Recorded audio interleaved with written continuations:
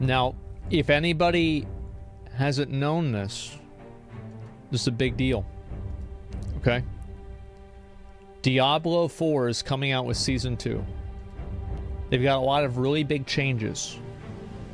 Primarily, those changes are fixing bugs that were in the game on release.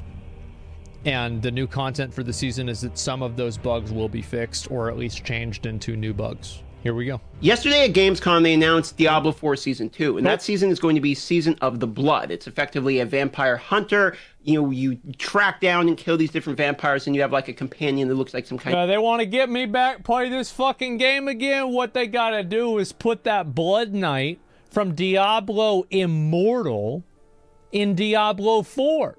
Just like, don't tell anybody until the day one of the season and be like, yeah, oh, by the way, there's a new class. The Vampire Slayer. Wouldn't that be cool? However, the real juicy stuff actually wasn't that cinematic and them just announcing and naming it and talking to the actress, etc. It was actually posted, which you can find here, originally posted on Twitter, saying 5 new and returning in-game bosses. Updates to the Renown rewards, updates to gem and stash storage, updates to resistance and status effects, and then if you go here, they actually have more details of these. Now, the things that we need in the game currently going into Season 2, we need some quality of life, but more than anything, we need things to actually do. We're looking for in-game content. At the moment, the in-game... something to do besides doing nightmare dungeons. Like, this is why PoE is a better in-game activity game than Diablo. Is because there are so many different ways that you can play PoE at endgame. But in Diablo, especially now with the nightmare dungeon changes and the level scaling changes, you want to only farm nightmare dungeons. Like, everybody is funneled into nightmare dungeons, do nightmare dungeons. And you remember I said this on release, that this could be a problem, and now it is.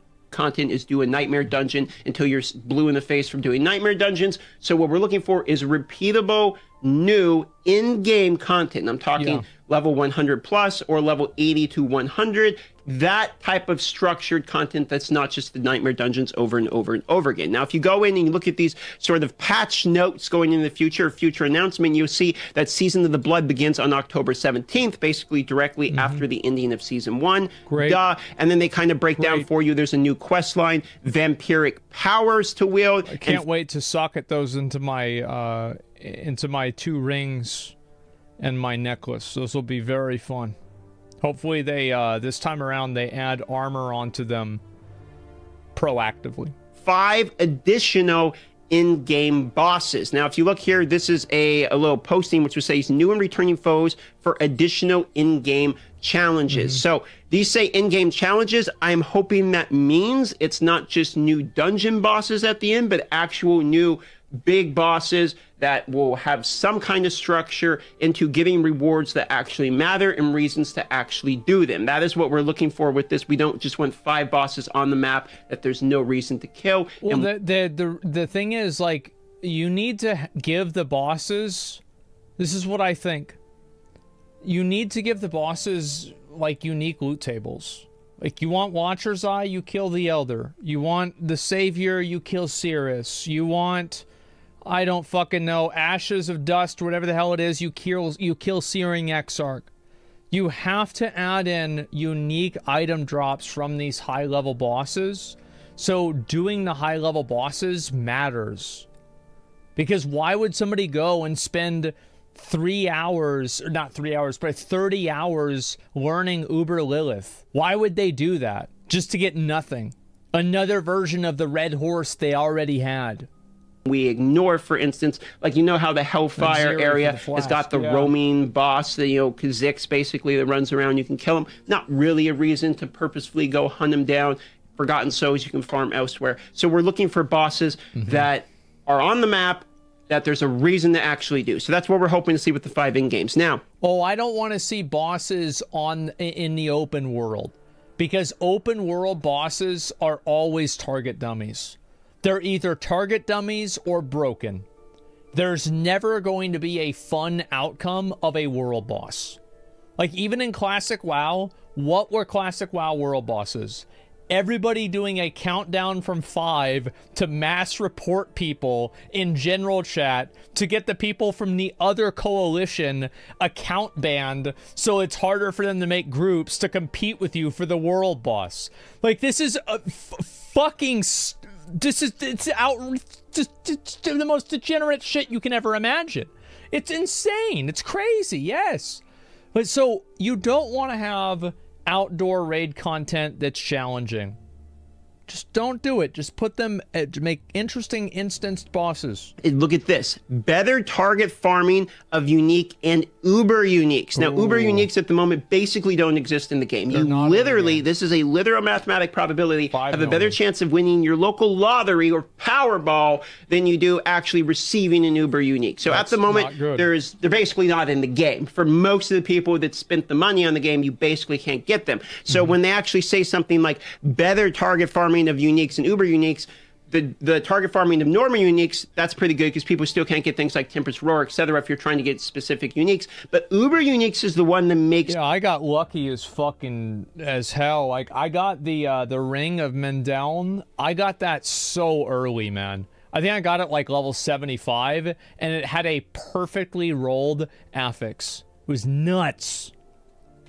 Me curious, because if this is actually farmable by not really the average guy, but somebody who's trying, you know, like in old school runes, you should be able to get every item that you want within one season. I'm gonna say it. And I think that the uber uniques, I'm gonna say something crazy. I think the uber uniques should drop from the uber bosses. I don't know. I'm just crazy, I guess. But I think that'd be a cool idea. You fight the uber bosses that are really hard, and then you get really good gear from killing them. What? You can target farm pets if you go and just kill that boss a whole bunch. Yes, it's 1 in 5,000 drop rate and things like Zora Pet, but at least there's lots of people that have it. It is doable. You just got to go get your grind on. So that's what we're looking for. Exactly. You want to be able to grind it out. Now, I had somebody that doesn't have a brain in my chat, and he said this: "You're gonna get a mirror in a PoE season. You dumb fucking idiot. You can trade in PoE. How can you possibly fucking compare the two things? You can't trade in Diablo 4. How can you be so fucking dumb, man? How you do that? You idiot." We're looking for a pinnacle reward from a pinnacle boss. Now, as we move forward here, you're going to notice renown rewards. So rewards will carry over when completed on any prior character beyond Altars of Lilith and map discovery. This is a huge addition because I've said this before. And I flip-flopped a little bit on this one because originally I thought, oh, it's not such a big deal. But then when I actually got into seasons, I realized it is actually a big deal. And people don't want to do the renowns, especially since... I don't not do the fucking renown again. They tell me do that shit, I quit the fucking game. And they heard that. They said, all right, fine. And they're not going to make me do it again. Thank God. Thank fucking God. If you do it on hardcore, you don't get the rewards on softcore, which to me doesn't make sense. Hardcore is literally a harder difficulty. But what they're actually doing here is they're making it where your rewards will carry over into the future seasons. In fact, they even say that includes potion charges, skill cap, oboe cap upgrades, Paragon points. So all of them, effectively all of them, we no longer have to worry about refarming the renown. This is a giant W because this is something that is, in fact, making people quit the game. I know some of you might not... Well, it's not even really quitting the game. It's like a barrier to entry. Like, have you guys ever been to, like, you ever go, like, downtown and there's, like, a club and they want you to pay $10 to get in and you're like, no? It's not that $10 is a lot of money. But it's just like you'd rather just go somewhere else where you don't have to pay money to get in, right? You don't have to pay cover charge. Yeah, fuck that. It's a damn attunement to play anything past 80. That's about right. It's the principle. It is. It's the principle. True, brother. Mind doing it, but the reality is some people actually do mind doing it, and this is something people have been very vocal about, that they want this change, so it looks like we're actually getting that change. Now, if we scroll down here, more efficient inventory management for gyms. Okay, they mentioned the Paragon points, skill points, potions, capacity will carry over into new seasons once you've done the internal or previous seasonal realm. So if you've done it, you're done. We no longer have to refarm this. They are giving up the battle of pushing back on this one or anything. It's just fine. That's what you guys want. That's what you guys get. Now, they're changing to the functionality of status effects such as vulnerable, overpower, critical strike damage, and also elemental resistances. I think vulnerable should be for rogues only.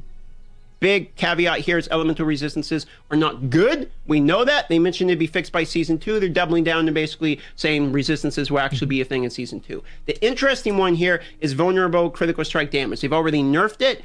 It's still the best. We know it's still the best because when they went to buff uniques, they actually made those stats onto the uniques, and they also put cooldown reduction, another one that they buffed on some of the uniques, because they know it's the best, we know it's the best, and I am very sad that they nerfed cooldown reduction because I like hitting the buttons. Like, because, you know, like, I just like hitting the buttons.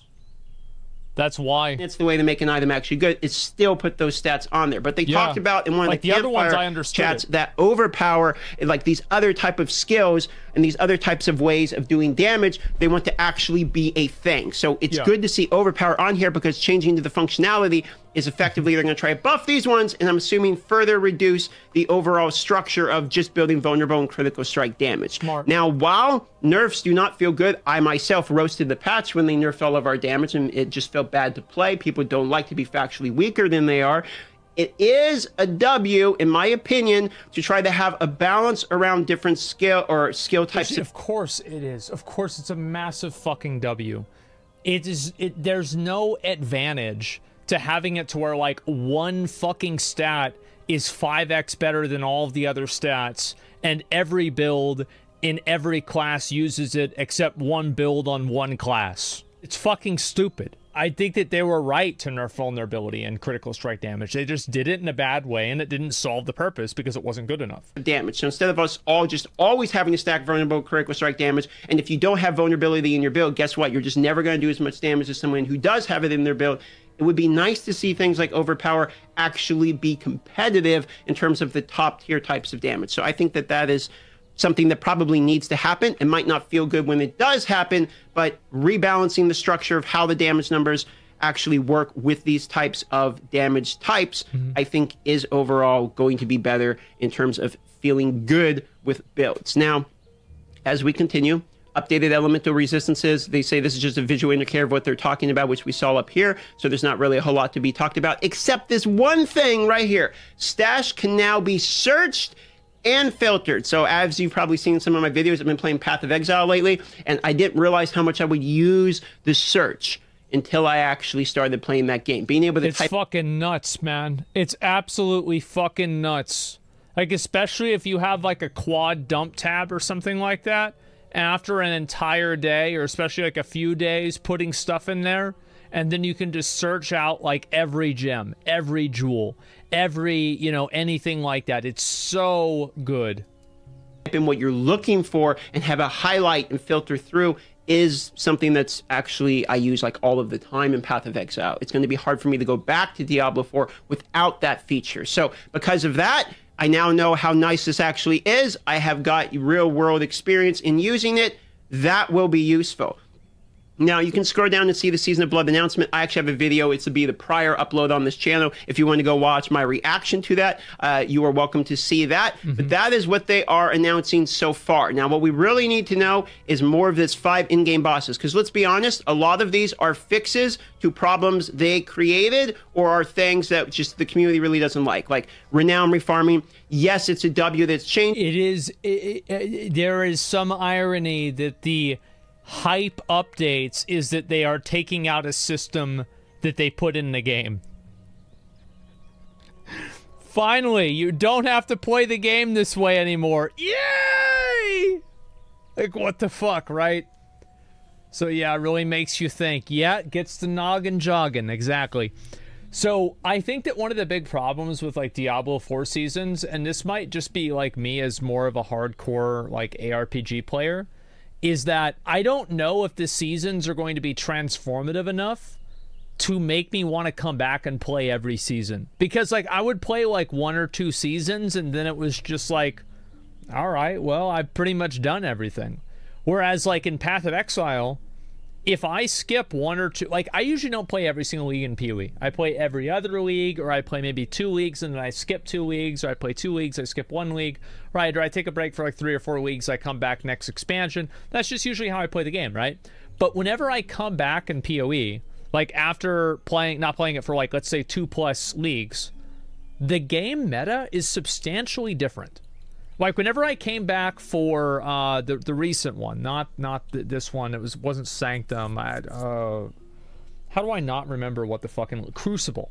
Whenever I came back for Crucible, the way that I played the game was substantially different than the way that I played it whenever I played Lake of Kalandra. And it was different than whenever I played before then in, like, Ritual. Like, I played the game in a very, very different way.